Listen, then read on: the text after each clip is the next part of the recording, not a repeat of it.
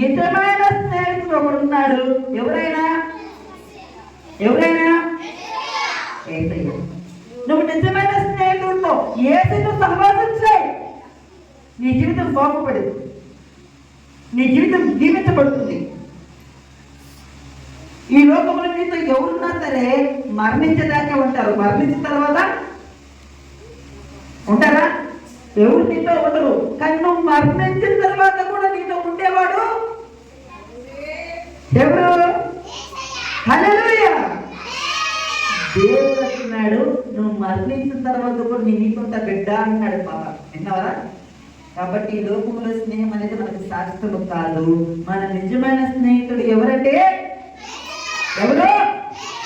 యేసయ్య మన నిజమైన స్నేహితుడు. దేవుడికి తెలుసు నువ్వు చర్చలో కూర్చొని ఫోన్ నొక్కుతున్నావా, ఇంట్లో కూరల గురించి అన్నాల గురించి ఆలోచిస్తున్నావా, పిల్లలు వచ్చేసరికి అది ఎప్పుడు బయటికి వెళ్ళిపోయి ఆడుకోవడానికి వెళ్దామరా, గ్రౌండ్లు తిరుగుతామరా అని ఆలోచించగలుగు లేకుండా వాళ్ళ అన్ని కూడా ఎవరికి తెలుసు?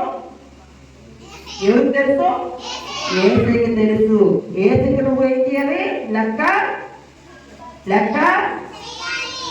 నువ్వు చేస్తున్న ప్రతి వాటి విషయం లెక్క అప్పగింపవలెను ఒక దినం. కనుక నువ్వు చేస్తున్న ప్రతి వాటి విషయం లెక్క అప్పగించవలెను. నీ ప్రవర్తన అంతటి ఎంతో జాగ్రత్త కలిగి ఉండు. మరి నీ ప్రవర్తన అంతటి ఎంతో జాగ్రత్త కలిగి ఉండు. జాగ్రత్త. నువ్వు చేసే పని, నువ్వు చూసే చూపు, నువ్వు వినే మాటను బట్టి దేవుడికి ఒకరోజు ఏం చెప్పాలి? లెక్క అప్పగించాలి. నాకు వద్దాం, మా పాస్టర్ చెప్పాల్సిన అవసరం, కమలం అంటే చెప్పాల్సిన అవసరం. దేవాది దేవుడు మేము అడిగిన అడగకపోయినా ఆయన అడుగుతాడు ఒకరోజు. తప్పించుకోగలవా?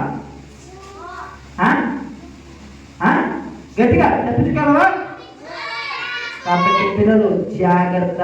నీ దగ్గర మీ అమ్మ, మీ నాన్న, సండే స్కూల్ టీచర్, పాస్టర్ గారు, మీ గురువు లేకపోయినప్పటికీ మీ అన్ని వేళ ఉంటామా? ఉన్నాక కానీ అన్ని వేళ నీతో ఉండేవాడు ఒకడు ఉన్నాడు. ఎవరైనా హల్లెలూయా.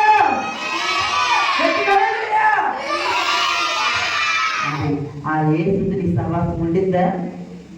ఈ రోజు నుంచి ఉండింది మా సహవాసం వేసి తన్నోళ్ళు గట్టిగా చెప్పుతారని చెప్పండి. దేవుడికి మహిమ కలుగును గాక.